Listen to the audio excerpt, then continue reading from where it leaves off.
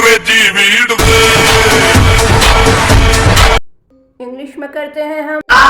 कैसे हो बावलो? क्या आप भी इंग्लिश में टॉप करना चाहते हैं तो कृपया करके ये वीडियो ना देखें, क्योंकि अगर आप ये वीडियो देखते हैं तो फिर आपको जितनी भी अंग्रेजी आती है वो आपके दिमाग और हाथ से सारी की सारी निकल जाएगी। मेरा तो गेम बचाना पड़ेगा। अब क्या है ना बावलो, इंग्लिश सबको आती नहीं और हमारी जाती नहीं। क्या बात है जी, एक्टिंग की बादशाह कसम। ऐसे बैठ के लाइफ के मजे ले रही थी तो सोचा मैं लाइफ एंजॉय कर रही हूँ तो आप क्यों नहीं। आखिर यूट्यूब होता किस लिए है? मजा शेयर करने के लिए, जो आप लोगों से किया नहीं जाता। तो व्हाट्सएप पे मेरा वीडियो शेयर करो और अपने दोस्तों को बताओ कि एक बावली यूट्यूब पे आई हुई है जो ज्ञान की बड़ी बड़ी बातें करती है। बहुत गुड हो गया जी। तो आज हम सीखेंगे यंगलिश, पर हमारे स्टाइल में, और हमारे स्टाइल में इस इंग्लिश को कहते हैं भग अंग्रेजी। तो चलिए शुरू करते हैं। क्या आपके ऐसे दोस्त हैं जो आपके हर वर्ड और सेंटेंस में गलतियां निकालते हैं? तो उनको ये वीडियो सेंड करो और बोलो, अगर भारत में जिंदा रहना चाहते हो, इंडिया में सुरक्षित रहना चाहते हो तो अपनी लोकल इंग्लिश यानी भग अंग्रेजी का ही इस्तेमाल करो। इस्तेमाल करें फिर विश्वास करें। तो भाषा ऐसी बोलनी चाहिए जो सामने वाले को समझ आए, भले ही तुम गलत ही क्यों ना बोलो, लेकिन सामने वाला समझ जाए। ये बड़ी अच्छी बात कही आप। एज फॉर एग्जाम्पल, अब कोई मुझे ये बताए जो ये ऊपर लिखा हुआ है और जो नीचे लिखा हुआ है, इनमें से आप कौन सा पढ़ पाएंगे? ट्राई कर लिया? नहीं। अब हम लोग जनरल भाषा में जो पढ़े लिखे लोग हैं, जी हाँ भाषा, मूर्धन्य श को क्यों परेशान करना, हमको तो सब शॉर्टकट चाहिए और हम ज़्यादा बोलने में अपनी एनर्जी वेस्ट नहीं करना चाहते, इसलिए हम तो भाई भाषा ही कहेंगे। हम मूर्धन्य श को परेशान नहीं करने वाले, क्योंकि जब तक हमें राष्ट्रभाषा विभाग में काम ना मिले तब तक हम भाषा को भाषा ही क्यों बोलें? भाषा को भाषा ही बोलेंगे ना। तो मेरी सरल और सिंपल और सीधी भग अंग्रेजी में तो इसे पोयम कहा जाता है, लेकिन इसका शुद्ध उच्चारण इंग्लिश वाली मैडम जी के हिसाब से ये होता है। क्या होता है? पोएम। जी हाँ, पोम। इसे पोयम नहीं पोम कहते हैं, मैम का कहना है, लेकिन नहीं, हम तो पोयम ही कहेंगे। अगर हम स्कूल में जाके ये बोले कि मैं पोम सुना रहा हूँ तो सामने वाला ऐसे देखेगा, हाँ क्या पोम? और अंग्रेजी वाले मास्टर जी तो इसमें हमें नंबर देने से रहे, ना ही वो सुनेंगे, क्योंकि उन्होंने तो पोएम सुनाने के लिए बोला है ना। पोम सुनाने की तो बात ही नहीं हो रही है, यहाँ पे बात हो रही है पोएम सुनाने की, इसलिए इसे रद्द किया जाता है। हम इसे पोएम ही कहेंगे, पोम कोई ही नहीं बोलेगा।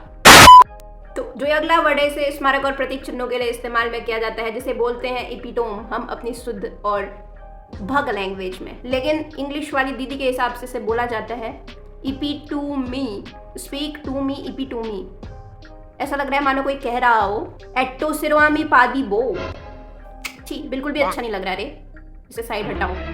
अब अभी मैं बाहर निकलती हूँ और किसी से बोल this is the epitome of the civilisation, तो बोलेगा ये इपिटोमी क्या होता है रे? किसी के पल्ले ही नहीं पढ़ना तो छोड़ो ना, हम तो इपिटोम ही बोलेंगे अपनी लैंग्वेज, भक लैंग्वेज में जो बोलते हैं इपिटोम।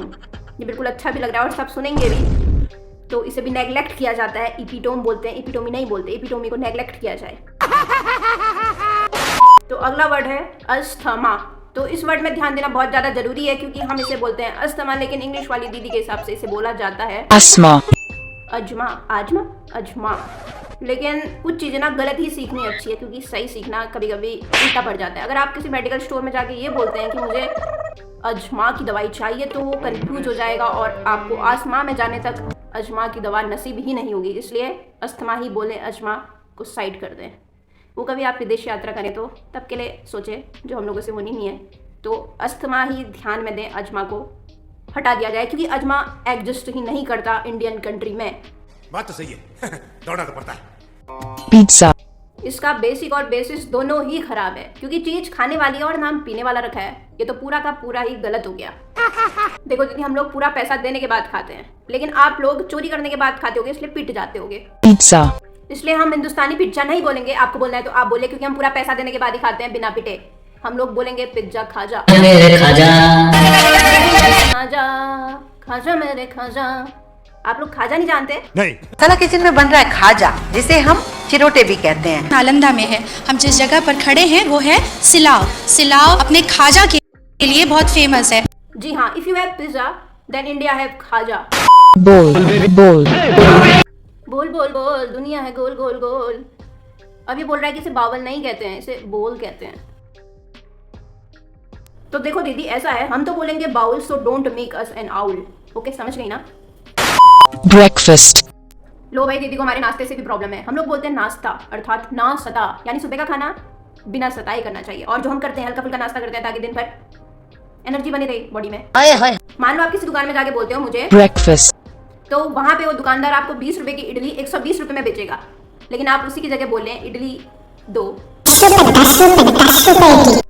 इसीलिए सीधी बात की एक बात, ब्रेकफास्ट मांगना। जो ये दीदी बकर बकर करके इंग्लिश सिखा रही है ना, इसको कोई ये पूछो कि ये बोल कौन सी वाली इंग्लिश रही है, यूएस वाली या अमेरिका वाली इंग्लिश।